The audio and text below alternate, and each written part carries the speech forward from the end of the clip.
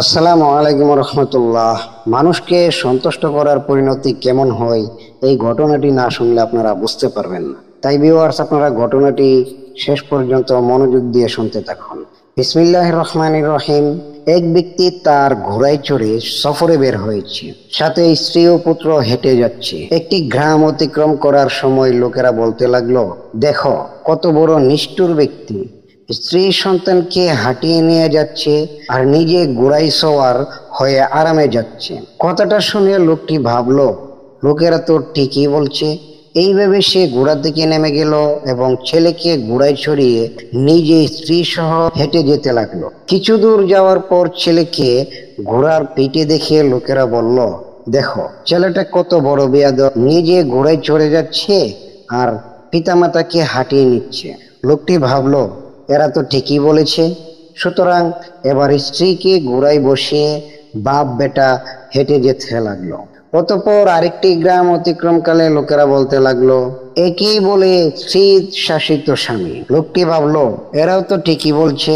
এই ভেবে সেই স্ত্রী পুত্র সবাইকে নিয়ে পুনরায় ঘোড়ায় চেপে বসলো। অতঃপর অপর এক গ্রাম অতিক্রমকালে লোকেরা এর দৃশ্য দেখে বলল, ঘোড়াটাকে একবারে মেরে ফেলবে। একটা ঘোড়ায় একসাথে কতজন মানুষ সওয়ার হয়েছে দেখো। লোকটি ভাবলো, সবাই তো ঠিকই বলছে। এবার তারা সকলে ঘোড়া থেকে নেমে পড়লো এবং ঘোড়ার লাগাম ধরে হাঁটতে লাগলো। কিছু পথ অতিক্রম করার পর লোকেরা বলতে লাগলো, অকৃতজ্ঞ বান্দা একেই বলে, আল্লাহর নিয়ামতের কোনো কদর নেই। নিজের যানবাহন আছে অথচ সবাই হেঁটে মরছে। পালাক্রমে এক একজন করে চড়তে হতে পারে। সাওয়ার হওয়ার যদি ইচ্ছা না থাকতো তবে ঘোড়াটি সাথে নিয়ে আসার কি দরকার ছিল? ঘরে বেঁধে রেখে আসলেই তো ভালো ছিল। লোকটি দেখলো ঘোড়ায় চড়ার কোনো পদ্ধতি আর বাকি নেই। সুতরাং এখন ঘোড়ায় না চড়ে এবং ঘোড়াকে শুধু হাঁটিয়ে না নিয়ে অন্য কোনো পদ্ধতি আছে কিনা তাই করতে হবে। লোকটি একটি বুদ্ধি আটলো।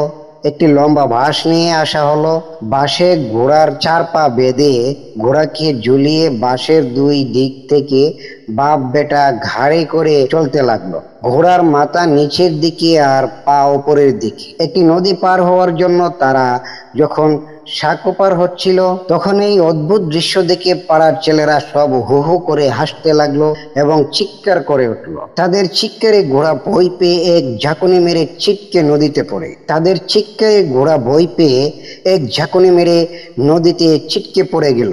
ওদিকে বাঁশের বাড়ি খেয়ে দুই বাপ বেটা উপর হয়ে পড়ে কারো মাথা কাটলো, কারো থুতনি কেটে রক্ত বের হতে লাগলো। লোকটি দেখলো মানুষকে সন্তুষ্ট করার বিপদ কত মারাত্মক। এত চেষ্টা করেও মানুষকে সন্তুষ্ট করা গেল না। অবশেষে ঘোড়াও হারালো, মাথাও কাটলো, আমও গেল, ছালাও গেল। এই গল্পটি থেকে আমরা অবশ্যই শিক্ষা অর্জন করতে পারলাম যে আল্লাহ পাকের সন্তুষ্টি লাভের জন্যই সবকিছু করা অপরিহার্য। লোকে কি বলবে সেদিকে আমরা খেয়াল করা সমীচীন নয়, কেননা একসাথে সবাইকে সন্তুষ্ট করা সম্ভব নয়। আল্লাহ পাক আমাদের সকলকে সঠিকভাবে চলার তৌফিক নসিব করুন। আমরা সকলেই বলি আমিন।